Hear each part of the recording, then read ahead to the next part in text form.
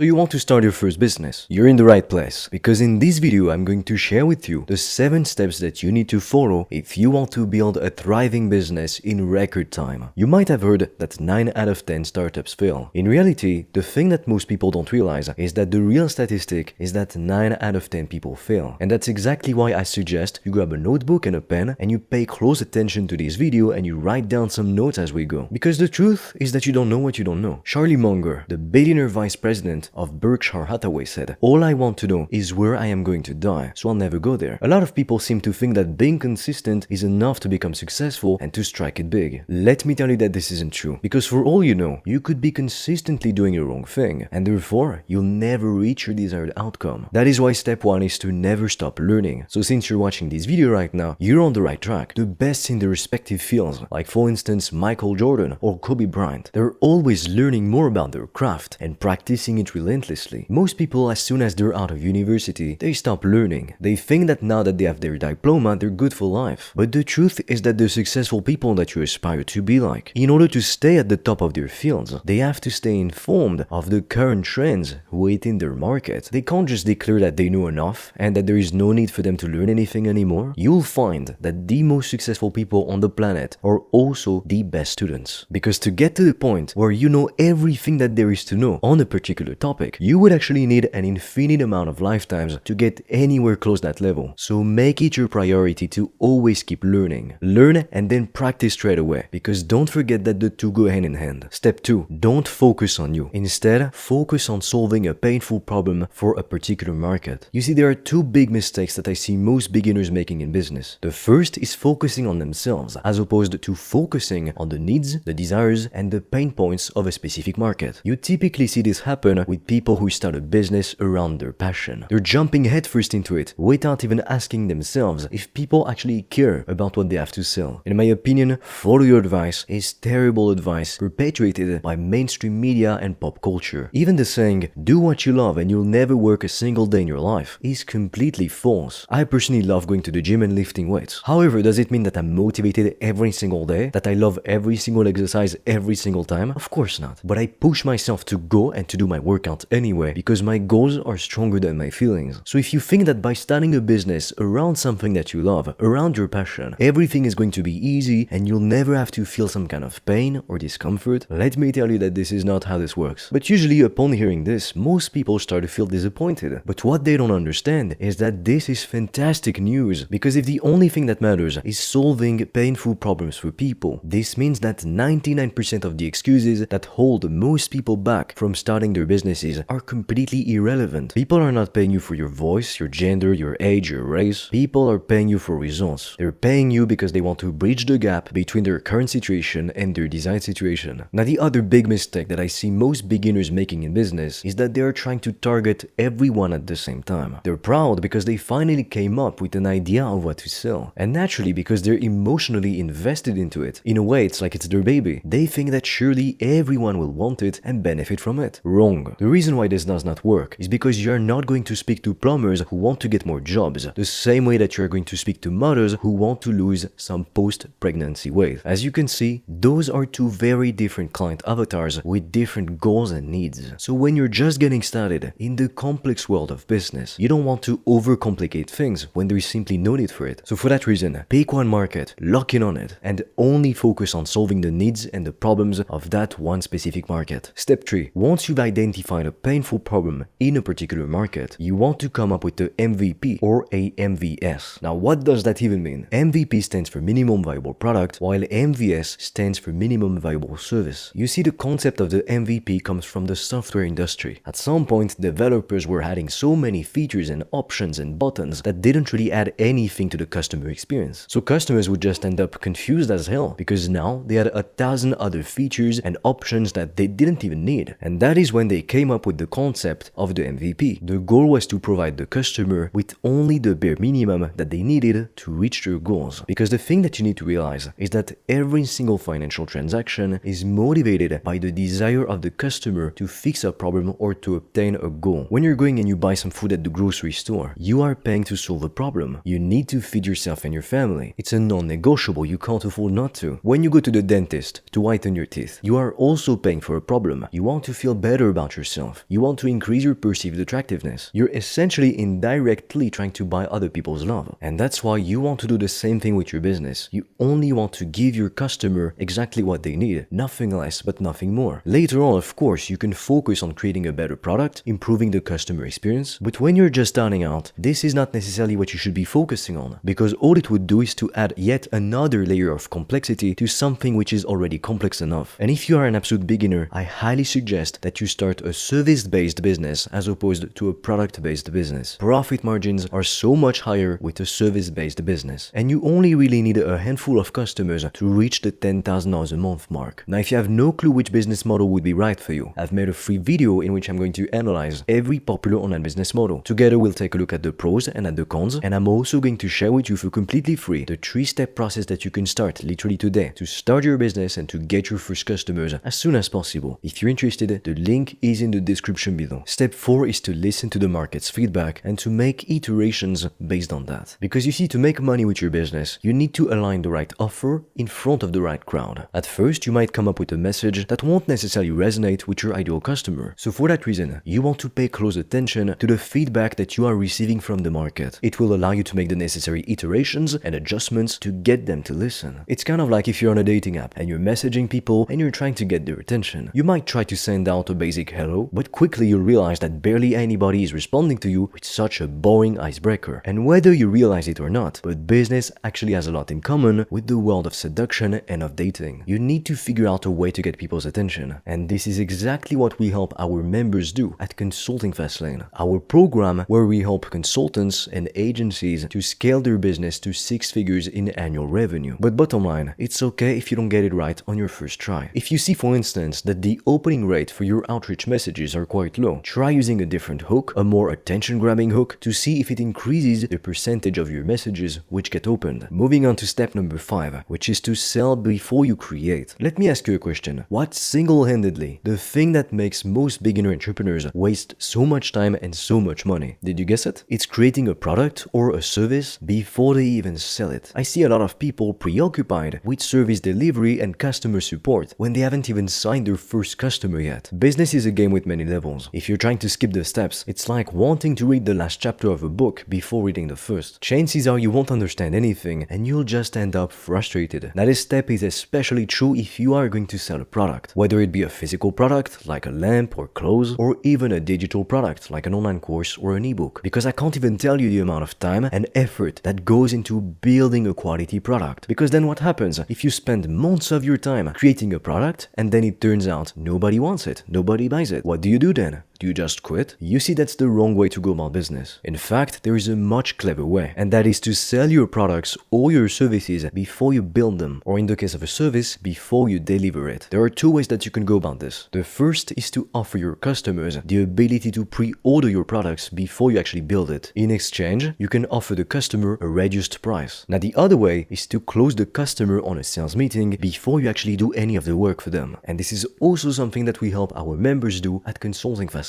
Step 6. Expanding and scaling your business. Now, there are typically 4 main ways to grow a business's revenue. The first is to sell more units. The second is to raise your prices. The third is to target a broader market. And the fourth is to offer more products or services. But sometimes it's simply about doing more of what works and less of what doesn't. For instance, if you notice that 90% of your sales meetings are coming from LinkedIn and that only 10% of them are coming from other sources, it could be a really good idea to double down on just doing LinkedIn. By doing so, you'd be using the 80-20 principle to your advantage, and that is one of the biggest cheat codes to business and to life. The 80-20 principle states that only 20% of our actions bring us 80% of our results. So if you can figure out what are those 20% of actions that bring you the bulk of your results and double down on those, trust me when I say that you won't be disappointed. Now, you have to be very careful, because past a certain point, it's not always about doing more. In fact, you'll hit something which is called the point of diminishing returns. It's when doing more will not lead to better results. In fact, quite the opposite. And the thing that you also need to understand is that most likely what gets you to $10,000 a month is not the same thing which will allow you to make $100,000 a month or even $1 million a month. Like I said, business is a game with different levels. Each level will require a different strategy and execution. Step 7 is to understand that your business will only ever be as good as you. And what I mean is that, for instance, if you have a lot of issues in your personal life that you need to resolve, naturally this will affect affect your business. If you struggle with commitment in every area of your life, you can never stick to anything. Don't expect that magically out of thin air, you'll be able to stick to working on your business every day. In fact, it's actually quite common for beginners to experience what we call shiny object syndrome. It's when you are constantly jumping from one thing to the next. In this case, you're constantly switching between different business models and you simply can't make your pick. But if you genuinely don't know which business to start, like I said, I've recorded a free video and we are going to analyze every popular online business model